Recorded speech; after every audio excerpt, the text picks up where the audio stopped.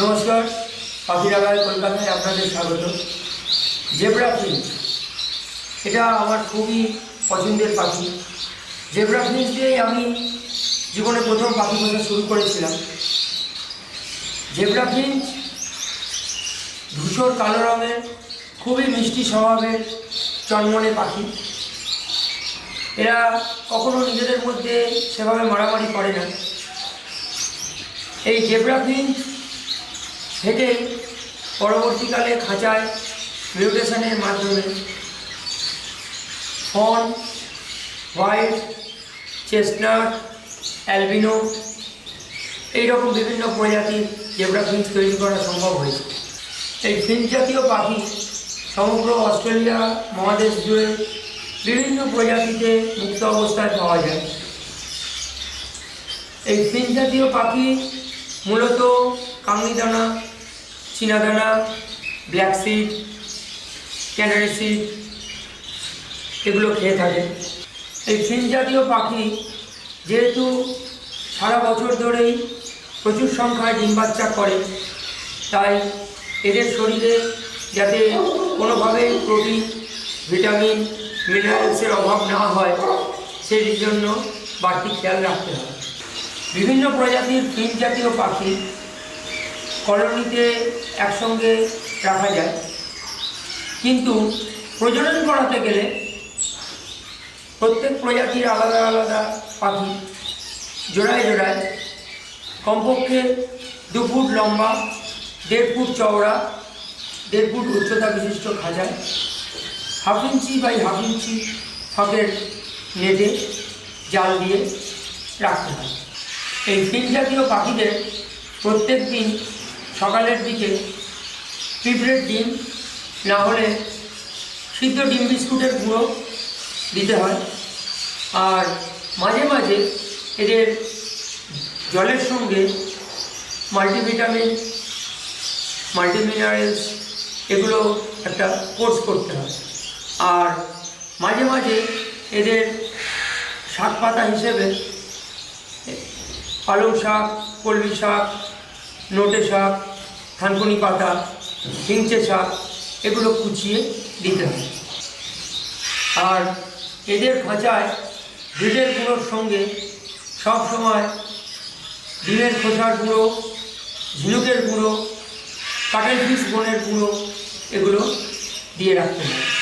এই ফিঞ্চ জাতীয় পাখি যেহেতু স্নান করতে খুবই ভালোবাসে, সেই জন্য এদের প্রত্যেক দিন 2 বার করে পরিষ্কার জল খাঁচায় দিতে হয়।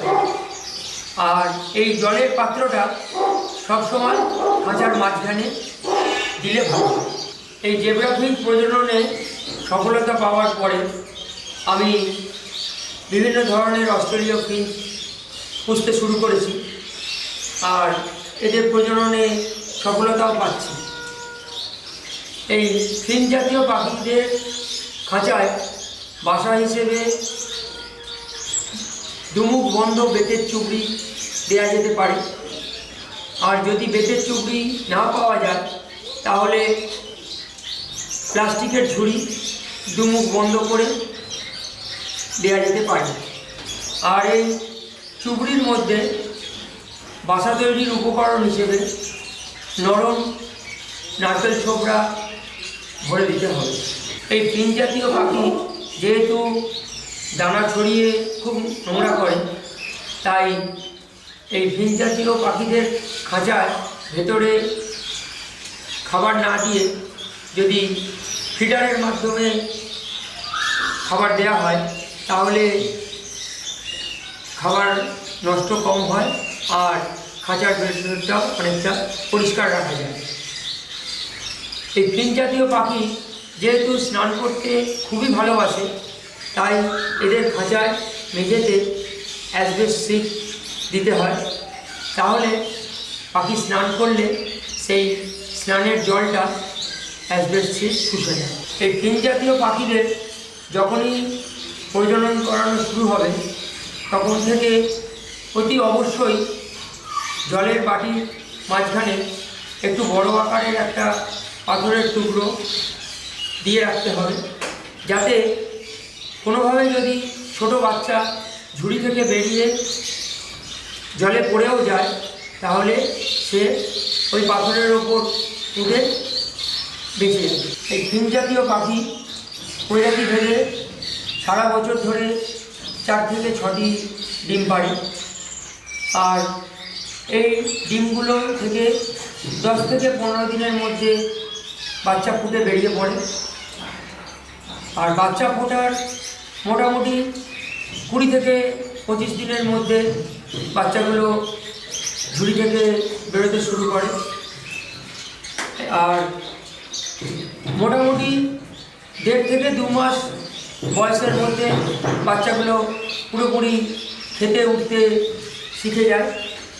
তখন ওই বাচ্চাগুলোকে মা বাবার থেকে আলাদা করে দিতে হয়। এই ফিঞ্চ জাতীয় পাখি খাঁচায় যাতে কোনোভাবেই কুকুর, বেড়াল, বেজি, খটাস, ইঁদুর, পেঁচা এই ধরনের পশু পাখিরা যাতে উৎপাত না করে সেদিকে অতি অবশ্যই খেয়াল দিতে হবে।